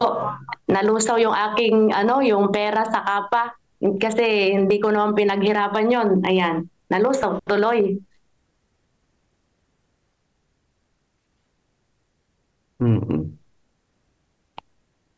So, kaya totoo, mga kapatid, ang sinabi ng ating mga kapatid na ating. So, maraming pakana, maraming patibong si Satanas, mga kapatid, upang ang tao ay masilo sa mga ganitong mamaran. So, Pastor Mark, nag-open ka ng cam? Pastor Mark? Oh, sige. Good morning. Good morning, Pastor. Good morning. Yung minsan, ito isang analogy, ano? Pag pupunta tayo sa palengke, lalo kapag malapit ng mag-close. Yung mga tindera ng isda, ang sinasabi niya ni, pauwi na ako. Ito, ano na lang. So, pagsak presyo na. Talagang binibigay na nila yung, alam mo naman talagang mura na lang. Kasi, kaysa naman sa uwi niya pa na mabulok lang. So, bibigay niya na lang. Kaya, sige sir, ito na. Parang halos ibigay na lang dahil nga ayaw niya nang umuwi pa na pitpit pa yung kanyang tindang dala. Ganun po yung pananaw ng mga tindera pag alam nilang pauwi na sila. Binibigay na nila. So, tayo po ay pauwi na sa langit. Minsan ayaw pa natin ibigay yung the best para sa kanya. Kaya dapat ay isipin natin na wala naman tayo talagang madadala na papunta sa langit, kundi ang karakter na binabago ng Panginoon at nais niyang tayo'y datnan niyang tapat at nawala na sa atin yung mga hangaring makamundo.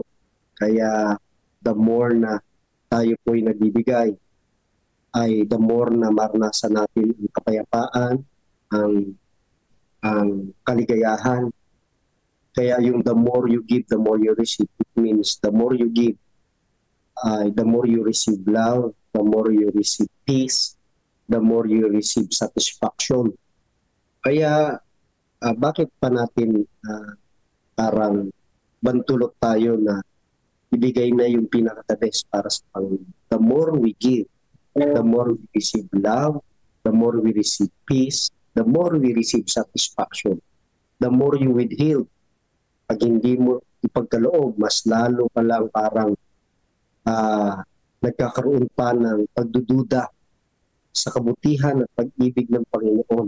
At tila baga parang ayaw mo pang umuwi.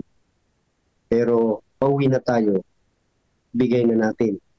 Dahil yun yung gusto ng Panginoon. Bago siya dumating, tayo ay talagang handa na siya'y salubungin dahil nagkaroon na ng tagumpay ang banal na Espiritu po sa ating buhay. So God first morning, pagpalain po tayo ng ating Panginoon.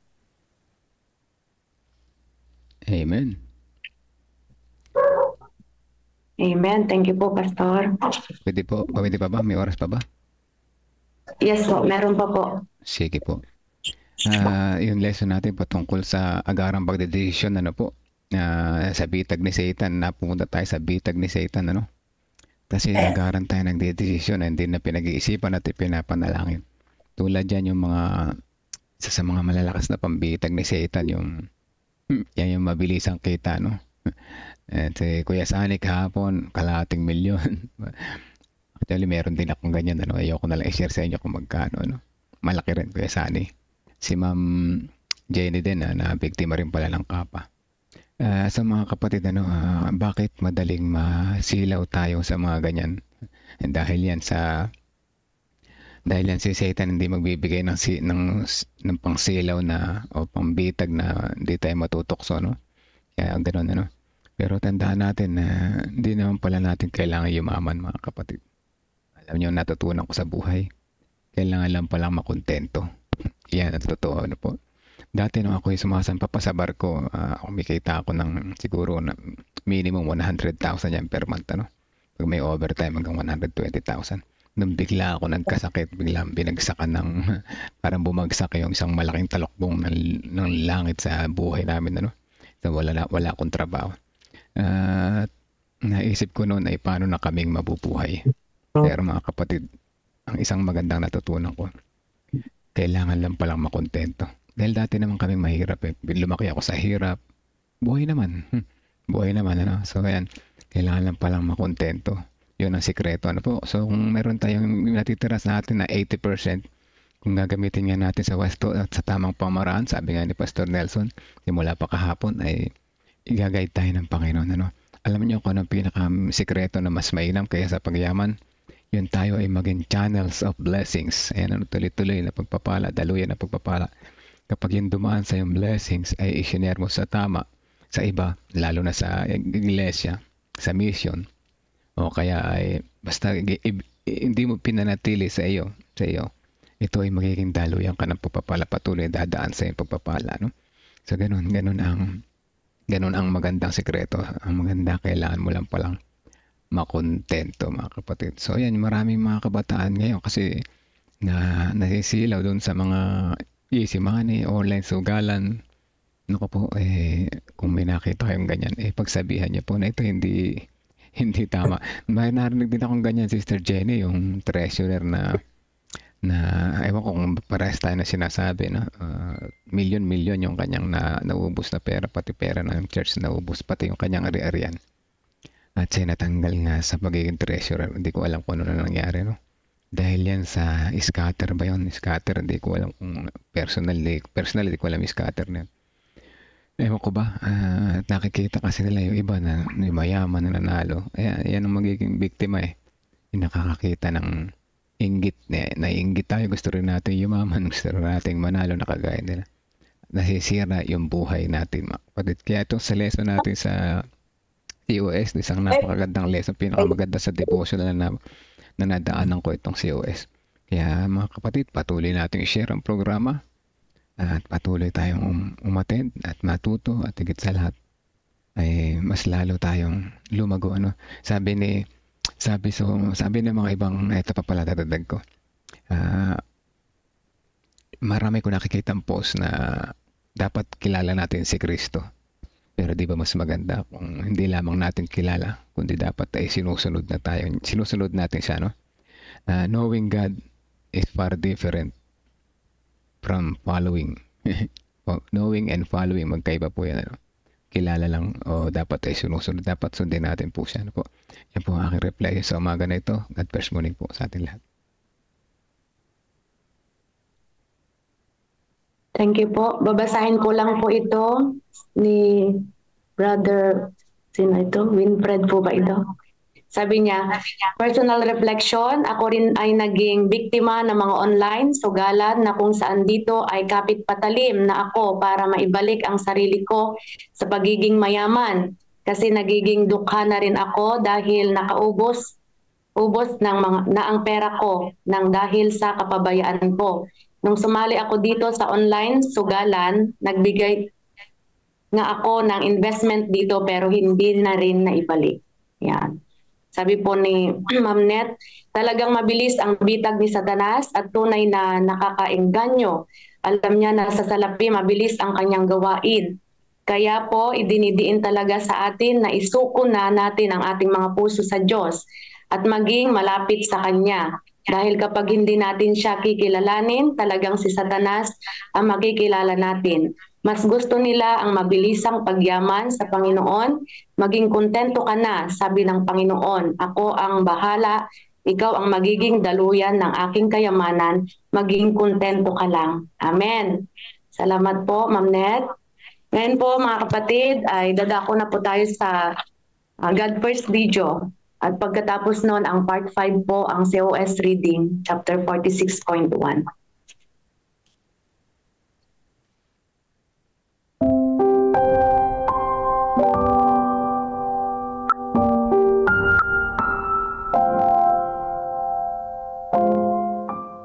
Patungo sa langit, May 18. Ang mayayaman sa sanlibutang ito ay utusan mo na huwag magmataas, ni huwag umasa sa mga kayamanang hindi tiyak, kundi sa Diyos na nagbibigay sa atin ng lahat ng mga bagay para sa ating kasiyahan. Dapat silang gumawa ng mabuti, maging mayaman sa mabubuting gawa, bukas ang palad at handang mamahagi. Unang Timoteo Kapitulo 6 versikulo 17, 18, naanyayahan ang bantog na si George W. Truett na kumain sa tahanan ng isang napakayamang tao. Pagkatapos ng kainan, dinala siya ng may-ari ng bahay sa lugar kung saan makikita nilang mabuti ang lugar sa paligid ng kanyang mansyon. Itinuro ang balon ng langis na kapansin-pansin sa tanawin, at ipinagmalaki niya.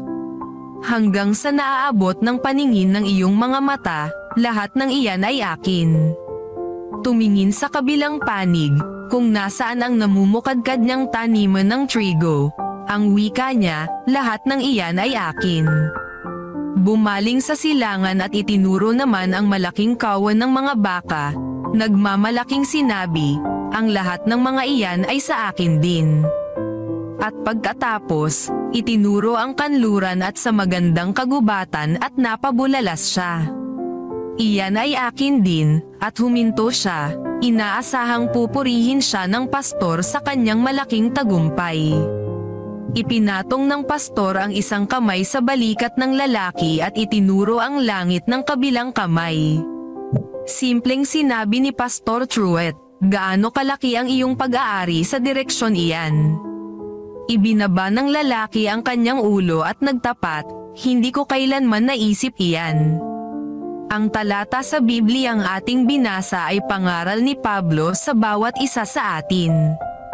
Tutulong ito na maunawaan natin ang lunas sa pinsalang daladala ng mga ari-arian ay nakasalalay sa pagiging tapat sa Diyos at mapagkaloob sa iba. Kapag tapat tayo sa pag-iikapo at mga handog, at mapagbigay sa mga nangangailangan, ginagawa nating malinaw sa ating sarili na ang mga tinatangkilik ay hindi natin pagmamayari. Nauunawaan din nating ang mga yamang panustos na nasa ating mga kamay ay mga katunayang gumagawa ang Diyos sa ating buhay, hindi dahil sa kakayahan nating magkaroon o magparami ng pinagkukunang yaman. Maayos na binuod ni Ellen G. White ang kaisipang ito. Ginagamit ni Satanas ang pansanlibutang kayamanan upang madaya at malinlang ang mga kaluluwa upang matupad ang kanilang kasiraan. Nagbigay ang Diyos ng direksyon kung papaano nila gagamitin ang kanyang kabutihan upang maibsan ang pangangailangan ng nagdurusang sangkatauhan, sa pagpapasulong ng kanyang gawain, sa pagtatatag ng kanyang kaharian sa sanlibutan, sa pagpapadala ng mga misyonero sa ibayong mga rehiyon, sa pagpapakalat ng kaalaman ng Kristo sa lahat ng bahagi ng mundo. Councils on Stewardship, Pahina 133. Panawagan. Huwag kailanman kalilimutang nasa langit ang tunay nating kayamanan.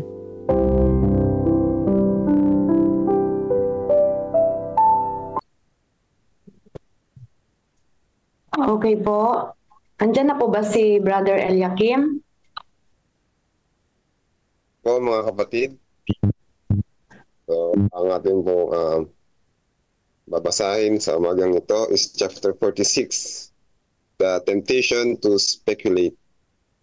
Dito po sinasabi, Satan has destroyed many souls by leading them to please themselves in a way. Temptations has come to them as seeking to Christ, tempting them to love the world. It tells them that they may invest with profit in that or that enterprise, and in good faith they will follow his dictations. Soon they are tempted to swerve from their integrity in order to make bargains for themselves as possible.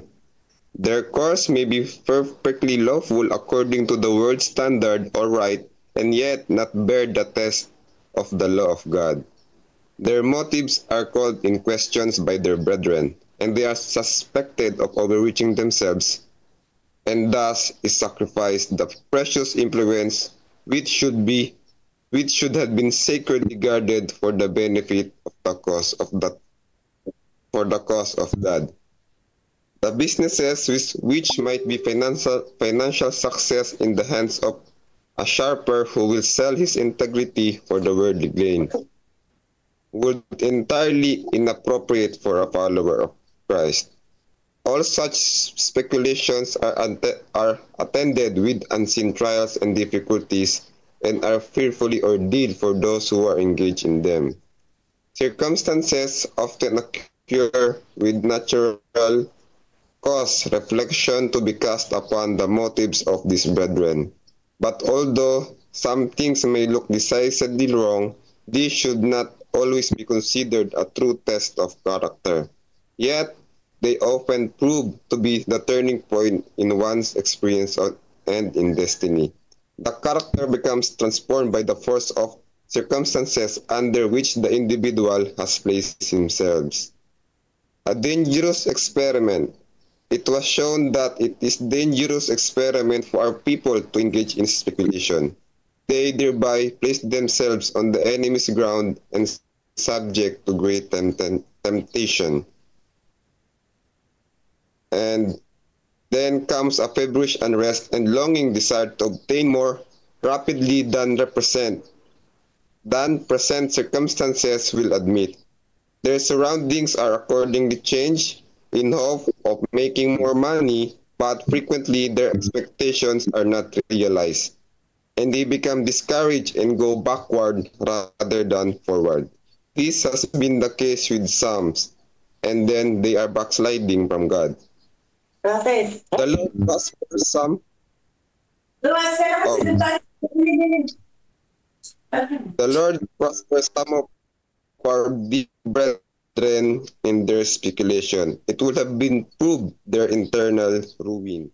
God loves His people. He loves those who are unfortunate. They learn the lesson which He intended to teach the proof of previous victory. The love of the world has crowded out the love of Christ. When the rubbish is cleared away from the door of the heart, it is thrown open in response to the invitation of Christ. He will come in and take possession of the soul temple. So dito po sa ating pong reading sa umaga pong ito po ay binabalaan po tayo ni Mrs. White na kung saan iwasan po natin ang panganib na mag-invest sa anuman pong mga scheme na kung saan mas kikita po tayo. Iniisip po natin na pag kumita po tayo, mas malaki po yung may babalik nating tithes or ating offering sa Panginoon. Pero hindi po yun yung utos ng Panginoon. Pinapaalala po sa atin ni Mrs. White na ang kayamanan ay hindi sa atin. Tayo lang po ay katiwala. Ano man pong paggamit na hindi po sangayon o kalooban sa ating Panginoon, ito po ay pagtataksil. Ang tunay po na tagumpay ay hindi po nasusukat sa anumang pong mga salapi natin pong nakikita or nating nababalik, kundi po sa katapatan natin sa ating Panginoon. Ang lesson po natin sa bukas na po yung reflection. Salamat po. Ngayon po ay dadako na po tayo sa silent prayer na 1 minute at pagkatapos nun yung united prayer. Ang magbibigay po sa atin ng sa adoration and confession ay si Pastor Antonio Salarza. Andyan na po siya. At sa thanksgiving and supplication ay si Pastor David Claveria. Mag-pray na po tayo mga kapatid.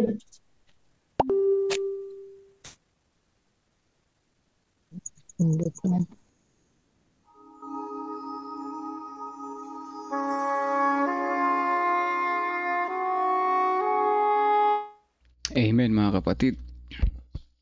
At dito sa atin din nila tayo kayang pigilan na po.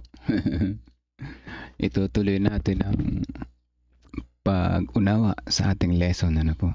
Kasi mas maganda maunawaan natin kaysa sa binasa lang po. Dati naman yan dinidire-diretsong explain para bang short message o short devotional yan dati, pero ngayon binabasa na lang. Siguro dapat ibalik natin yung ganun po doon sa LPM. Anyway, ito ay ituloy natin. Sa chapter 46, ang tukso sa pagsasapalaran. Grabe, may tukso sa pagkakipagsapalaran. Basahin natin yung mga mahalagang punto. Una, yung ginagamit ni Satan, yung tukso ng kayamanan. Ayan. Sabi dito na maging si Jesus nga, tinukso niya, naibibigay sa kanya lahat ng kaharian basta't simukod lamang sa kanya o siya lamang sambahin. Ganoon din sa ating mga mananampalataya ngayon. Ay tinutukso tayo ni Satan na mag-invest para makita na talagang kumikita yung ating pera, Isang tukso yan, At pangalawa, yung nawawala yung integridad at impluwensya. Sabi dito, sa gustuhan natin kumita ng malaki, kadalasan kinukompromiso natin yung ilang katapatan sa tama, po. Hindi na tayo nagiging tapat, sabi nga, halip na yung ating tithes ay tithes. Nagiging tight na lang na mahigpit kuripot ay hindi saktong tights, para lang kumita ng mas malaki, Nako-compromise daw yung ating katapatan. Sabi dito, kahit sa legal sa mata ng mundo, maaaring hindi ito kalugod-lugod sa Diyos. Yung sabi natin, legal naman yan eh. Alin ba yung mga legal sa mundo na tinatawag dito? Yung forex, foreign exchange, isa yan sa legal. Alin pa, yung mga stock market, legal yan. Ano po? Legal lahat yan. Pero hindi maaari daw ito, hindi kalugod-lugod sa Diyos. Ano? Paano nagiging hindi kalugod-lugod sa Diyos yung mga legal na ito? Kapag ito na yung inuuna, mga kapatid, hindi na ito kalugod-lugod sa Diyos. Kapag dito na nakasentro yung buhay mo, hindi na ito kalugod-lugod sa Diyos. Nasubukan ko yan, yung forex tsaka yung stock market, ano? Kahit sa Philippine Stock Exchange. Talagang ubos ang oras mo dyan. Kakaaral, kakabantay, halos mapuyat ka dyan, may stress, ano? Hindi maganda sa katawan. Pero sinubukan ko yan, ano? Dati nung mga panahong ako ay naghahanap ng trabaho. After ko magkasakit, ano? Nung nagkasakit na ako, hindi ako makahanap ng trabaho. Sinubukan ko yan na nag-invest ako ng kaunti dyan.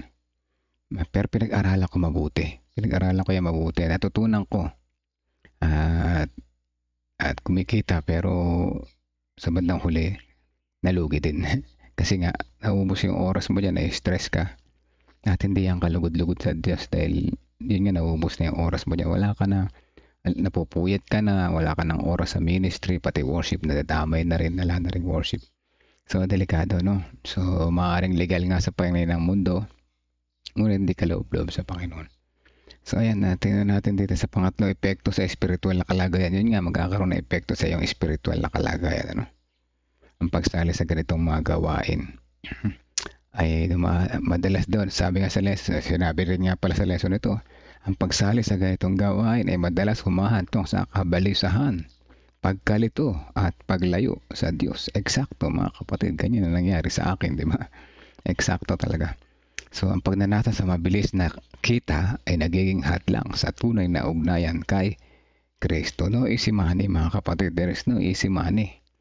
Lahat yan ay paghihirapan. Pati yung character change. There is no easy character change. Wala pong instant noodles lang. Tsaka ang meron dito sa sa mundo, no? Tsaka mga instant food. Pero yung instant na, hindi po yan magiging totoo, no? Pang-apat, yung panganib ng pagbabago ng pagkatao. Eto na, magbabago na yung pagkatao. Sa halip na ikaw ay mag-alam mabait, magiging mainitin na yung ulo dahil lagi kang lugi sa negosyo. Ano? Yung mga decision mo doon na ginagawa sa gitna ng paghahabol sa yaman, kagaya ni si Brother Winfred kanina, ay may malalim na epekto sa karakter. Ayan. Hindi naman malaya na ilan na lumilis na sila sa daan ng kaligtasan. Ito po lahat yan. Ano? Number 5, ang awa ng Diyos sa kabilang ng kabiguan. Ito, sa kabila ng kabiguan. Minsan ay hinahayaang mabigo ng Diyos ang kanyang mga anak. Ayan, hinahayaan niya, no? Sa kanilang mga plano para hindi sila tuluyang mapahamak. So, yun, yung pagkabiguan ng mga tao, kagaya na nangyari sa akin, example, hinahayaan lang ng Diyos yan. Para matuto. Para matuto tayo. At maaring magtagumpay muli sa pananampalataya kay Kristo. O yan po, no? Yan ang maganda. Sa kabila ng ginagawa natin na ito na kamalian. Number 6, patuloy tayong tinatawag ni Kristo. Kapag inalis na ang basura na makamundong pagnanasa at binuksan ng puso, si Jesus ay handang pumasok at manahan sa buhay ng tao. Mga kapatid, napakaganda. So, kailangan natin alisin yung mga umuubos ng oras natin sa ating puso para makapasok si Jesus. May mga tanong dito para ating mas maunawaan yung ating lesson. So, mga ganito. Number 1, mas inuuna ko ba ang kita kaysa sa paglilingkod sa Diyos? Maganda itanong sa sarili natin yan. Ano inuuna ko, yung kita ko, trabaho ko, o yung paglilingkod sa Diyos? Diba? Pangalawa, gumagawa ba ako ng mga desisyon base sa kita kaysa sa pananalangin at pagtalima sa kalooban ng Diyos? Ito, mabigat na tanong ito. Ginagawa ko ba yung mga desisyon base sa kita kaysa sa pananalangin? Ang masama, nanalangin ka na nga, yung gusto mo pa rin ang sinunod mo. No? Meron akong ganyan mga naririnig na mga statement. Ipinanalangin ko naman, bakit ganun? Ipinanalangin ko naman, bakit ganun? Parang di naging okay. Sabi nila, paano yung panalangin nila? Gusto nila masunod yung kanila. Hindi yung kalooban ng Panginoon ang sinunod nila, no? So, ibig sabihin, yung ipinanalangin nila, yung gusto nila, na yun nawa ang mangyari. Hindi nangyari. Kaya disappointed sila, ano po? Hindi ganun, mga kapatid, ang pananalangin. Kung nanalangin tayo, may hiniling tayo sa Panginoon, claim it na ibibigay ng Panginoon, lalo na't kalooban nila ng Panginoon yan, ano? Ngunit kung hindi natupad yung hinihiling, maaaring may mas magandang plano ang Diyos, ano? Yun ang maganda ron. May mas magandang plano ang Diyos kaysa yung plano. So, pangapat ay, handa ba akong iwan ang mga plano ko kung ito'y mapapalayo sa akin sa Panginoon? Yan. Handa ba tayong iwan natin yung ating mga plano kung ito naman ay magpapalayo sa atin sa Panginoon? Dapat ang sagot natin ay yes. Dapat yes ang ating sagot. Unahin natin ang Panginoon sa lahat ng oras at pagkakataon. Basahin natin yung mga reflection nyo. Nakita ko rito, may sinabi si Nanay Risa, salamat sa Diyos at tunay na tinuturo sa atin ang pagiging tapat at maalis sa pagiging greedy. Makontento tayo sa kung anong tama na pinagkaloob sa atin. Huwag na maghangad ng sobra na hindi na tamang paraan. Focus tayo sa Diyos at nang di maligaw. Yan nga po, no? Greediness nagiging dahilan, ano? Hanggang ng sobra. Sabi ng isang pastor, narinig ko, di pa ako Adventist. Kung gusto mo yumaman, magtapat ka sa Diyos. Malalim yan, Sister Dang. Kung gusto mong yumaman, doon sa langit na bayan, magtapat ka sa Diyos. Hindi yaman sa lupa yan, ano, Sister Dang, ano? Hindi yaman yan sa lupa. Kung gusto mo yumaman sa lupa, si Satan yung nagbibigay yan. Si Satan yung nagbibigay yan, ano? Pero totoo yun, hindi ka naman mauubusan kapag nagtapat ka sa Diyos. Yun ang mas tamang words, ano? Pero yung sinabi niya, kung gusto mo yumaman, dapat magtapat ka sa Diyos. Ang ibig niya sabihin dyan, malamang kung pastor siya, yayaman ka doon sa langit na bayan, ano po. At yun ay kayaman ng walang hanggan, mga kapatid, di nauubos yun, ano? Everlasting life, napakaganda. So yan na po, tayo manalangin, mga kapatid. Sama natin sa panalangin ng bawat isa, na hindi tayo mabiktima ng mga snare ni Satan na yan, ano? Mga bitag ni Satanas. At makontento tayo. Ang word for the day is contentment, no? Dapat tayo makontento kung anong binibigay ng Panginoon sa atin. Ano po? So, tayo manalangin, mga kapatid. Ang oras 5:42. Ako muna ay silent prayer muna tayo, and then pagkatapos itutuloy ko po. Let us pray, mga kapatid.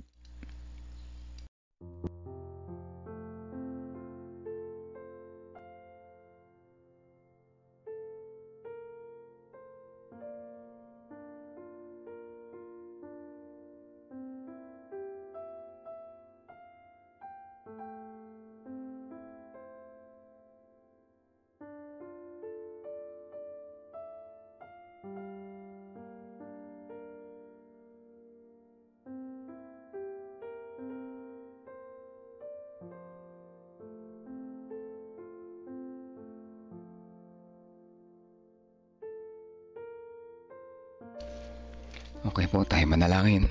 Dakila at mapagpala namin ang banal na nasa langit. Salamat po muli sa umaga na ito, na muli niyo kami sinamahan, ginising sa tamang oras, upang kami makakunik po sa iyo, matuto ng masigit pa. At higit sa lahat, makasama ka namin sa umaga na ito, na siya ang patuloy na tumatawag sa amin, na huwag magpabitag sa mga bitag ni Satan. Salamat po sa iyong gabay at patnubay. Tunay raramdam po namin ang iyong pagmamahal. Sa umaga na ito, meron kami mga personal prayer requests, mga pangalan na nais namin isama sa panalangin na mailapit po sa iyong paanan. Maaaring ito ay aming mga kamag-anak, mga mahal sa buhay. Ang aming mga anak, pamilya, asawa, biyanan, manugang, kapitbahay, at ang iba pa, na kung saan sa aming sariling kakayanan ay wala kaming magagawa. Ngunit kapag Holy Spirit ang gumawa, ang kanilang mga puso ay maaaring maakay sa iyong paanan. Maraming salamat po sa pagdinig ng aming panalangin. Ganyan din ang mga kapatiran na kasama namin na nanalangin sa mga sandali na ito. At aming pong patuloy na itinataas ang papuri at pasalamat, at ganyan din ang aming mga kahilingan sa iyo. At nawa iyo po itong ipagkaloob sa amin ng ayon sa inyong kalooban at mga mas magagandang plano, at hindi lang sa amin. Dalangin namin ang sambahayan ni Ma'am Nora, kasama na rin ang si Brother Leonard na patuloy na pagpapalakas ng katawan. Salamat sa kagalingan at patuloy niyo siyang samahan sa kanyang buhay. Ngayon din dalangin namin ang sambahayan ni Kuya Edgar, Ate Christy, sa kanilang pag-travel, sa kanilang pag-deliver ng kanilang mga paninda. Ingatan po sila ang kalusugan ng bawat isa, lalo ng kanilang mga anak. Ngayon din ang sambahayan ni Sister Aurelia Melihor. Dalangin din namin ang kanilang buong pamilya na patuloy ng biyaya na nagmumula sa inyo ang kanilang maranasan. Kaya din naman si Ate Mitch San Jose, ang kalusugan na ni Ate Mitch, patuloy niya po siyang palakasin ang kanyang resistensya araw-araw, yung kanyang mga anak at ang kanyang asawa at ang kanilang mga pangailangan, patuloy niya po ipagkaloob sa kanila. Kaya din ang sambayan ni Wilfred, ni Brother Wilfred, samahan niyo po siya sa patuloy niyang paglago, patuloy siyang sa bantayan sa kanyang pang-araw-araw na pamumuhay, ang kanyang kalusugan, ang kanyang mamahal sa buhay, maging patuloy po siyang liwanag ng kanilang nasasakupan. Hindi naman si Ma'am Femi Sabat, si Kuya Abner, ang guys, teachers, pupils, and parents o dakilang Diyos ay patuloy niyong gabayan sa bawat umaga. Ang mga estudyante na papasok sa school, bagaman maulan, ay ilayo niyo po sa anumang kapahamakan. Ganyan din po ang sambahayan ni Sister Janet, Brother Jojo Gatmaytan. Ang kanilang kalusugan, ang aming panalangin, lalo na si Brother Jojo, ay patuloy niyo po siyang bigyan ng malusog ng pangatawan at malakas na resistensya araw-araw. Dalangin din namin ang sambahayan ni Sister Helen de la Cruz Malyari. Ganyan din ang kanyang kahilingan para kay Doc Partida at sa kanyang pamilya. At gayon din ang patuloy na kagalingan kay Sister Melba Yenson at ang kanilang mga mahal sa buhay. Gayon din naman si Sister Limpa Rivera sa Tabacaw. At dalangin namin ang kanilang pangunguna doon, yung kanyang mga relatives sa Bukidnon at ang iba pang mga kanyang mga kamag-anak, kaibigan at kakilala. Dalangin din namin patuloy si Sister Maggie Fernandez, kung ano man ang kanyang mga kahilingan sa mga panahon na ito. Ang kanilang kalusugan ng buong pamilya, hindi lamang pisikal, hindi naman ang espiritual. Kasama rin si Sister Des Flores, Sister Belinda Salvania at ang kanilang mga buong pamilya, ang pamilya ni Ate Sally Sanchez, ang pamilya ni Nanay Nerissa, kasama si Veronica, si Liwayway, si Romnick, Erilia. Ganyan din ang sambahayan ni Sister Marites Curaming at ang sambahayan ni Sister Dang de la Cruz, kasama ng kanyang mga mahal sa buhay. Ang sambahayan ni Sister Marlene Garcia, ang sambahayan ni Sister Rose Grace Encarnado, ang sambahayan ni Sister Jennifer Mendoza, at ang sambahayan ng bawat isa na kasama namin ngayon na nanalangin. Hindi namin nabanggit ang kanilang mga pangalan sapagkat di namin nabasa. Ngunit alam namin na nababasa niyo po ang aming mga puso at isipan sa mga sandali na ito. Ano man ang aming karagdagang personal prayer request para sa aming mga sarili, paglago bilang Kristiyano, at pagiging matatag sa pananampalataya, dinggin niya po ito, Ama. Yun sa inyong kalooban at hindi ng aming kagustuhan. Patawad po sa kami nasan po ang nagkulang at nagkasala. In Jesus' name we pray. Amen. Amen.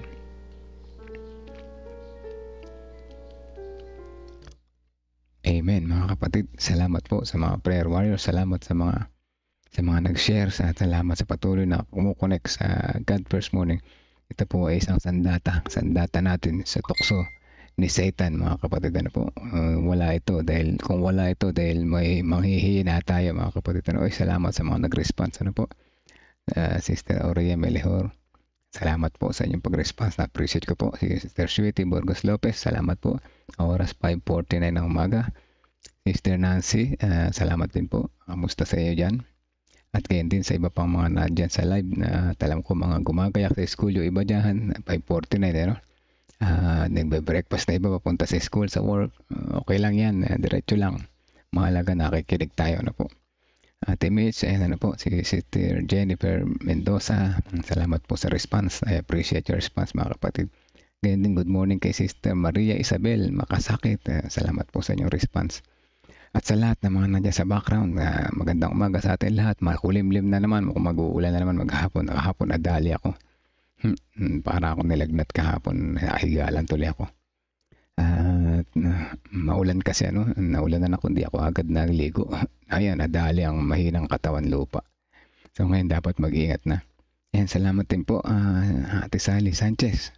Hanggang bukas pong uli mga kapatid, patuloy natin ilapit ang ating sarili sa Panginoon. God first, and you will never be last mga kapatid. God bless po sa atin lahat.